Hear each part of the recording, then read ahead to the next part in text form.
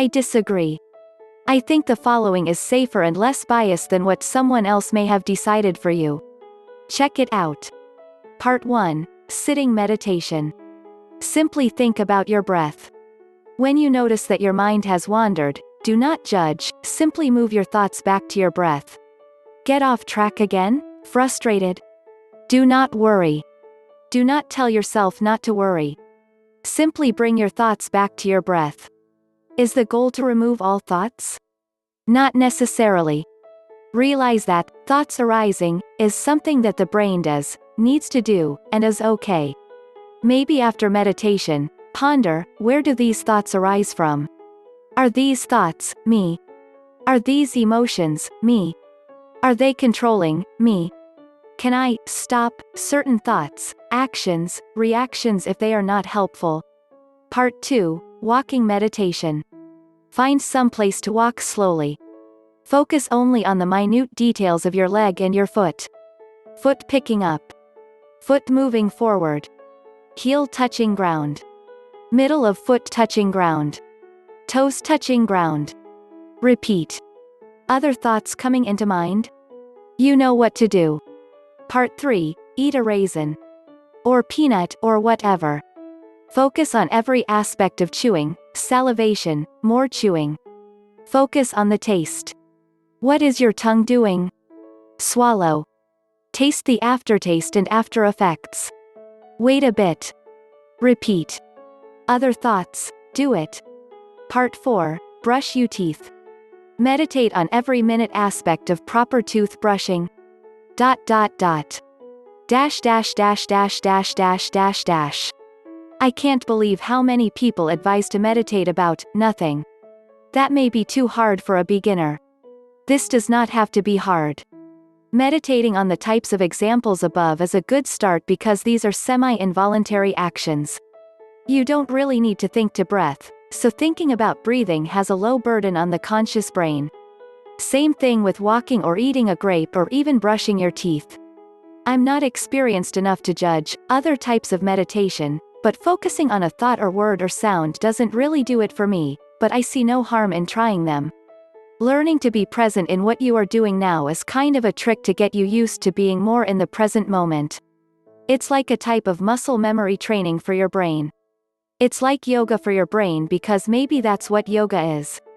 There are many other benefits that will come from deeper and deeper meditative experience. So, keep doing it. If you quit for a while, fine, you don't need to judge. If you are kicking ass at it, don't feel pride, don't get caught up in the materialism of how spiritual you are. Get back into just you, your breath, your thoughts. This is from my book, The Universal Doctrine, by the layman.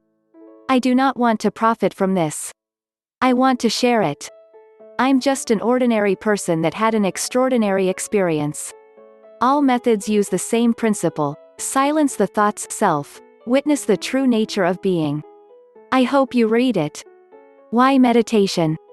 Our minds are like radios playing on and on and on, and sometimes it can be the same recording, like hearing someone sing a song and you can't stop singing that song all morning.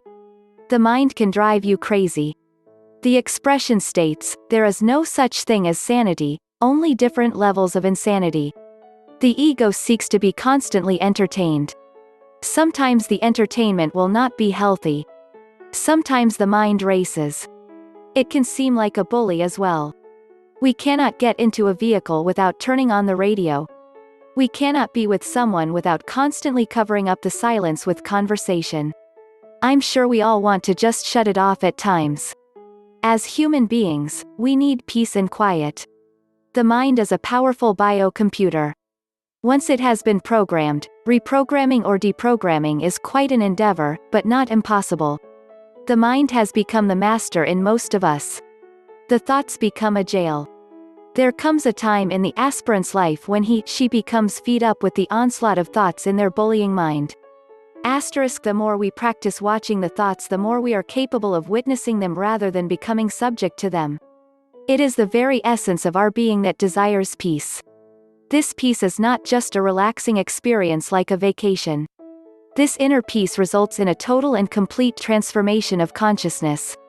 Through meditation one gets closer and closer to the original state, or essence of being. It can take a while before the elation is felt. This happens when the reconnection takes place. The essence of a being is the essence of creation. We choose music, dancing, painting, etc. for that connection, but these are only temporary. The ego will be a formidable opponent to you, protecting itself from what it sees as its annihilation. It will defiantly continue to attempt to define your environment in order to assert its control. The ego is the actual guardian of this most beautiful original state of God, light, energy consciousness. There's only one way to accomplish this state of being, and that's meditation, self-reflection, to look within. The more we practice watching the thoughts, the more we are capable of witnessing them rather than becoming subject to them. We can become capable of discarding the negative thoughts before they take hold. As one becomes more proficient in meditation, you begin to feel this quiet taking the place of your thoughts. You grow to prefer this quiet state of being more than that of any other.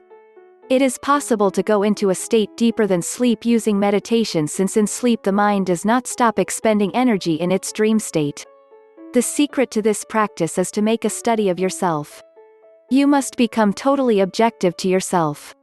With the practice of meditation and the necessary self-observation it requires, there will come an ability to intercept emotions and thoughts before they can take hold. This ability will provide a newfound freedom from the negative thoughts we all have from time to time. Most of us have experienced very special times when we naturally come to this state of being. I remember someone talking to me about their special experience and how it came about. He explained he was camping out with some friends in the wilderness. He took the canoe out in the nearby river by himself. He said he paddled for quite some time when suddenly the scenery seemed to transform itself. He said he felt everything come together as if it were alive. I knew exactly what he meant. With meditation, one becomes comfortable with the quiet this person experienced in the solitude of his adventure. Wonderful experiences such as the one he explained can become more and more a part of our lives with this practice.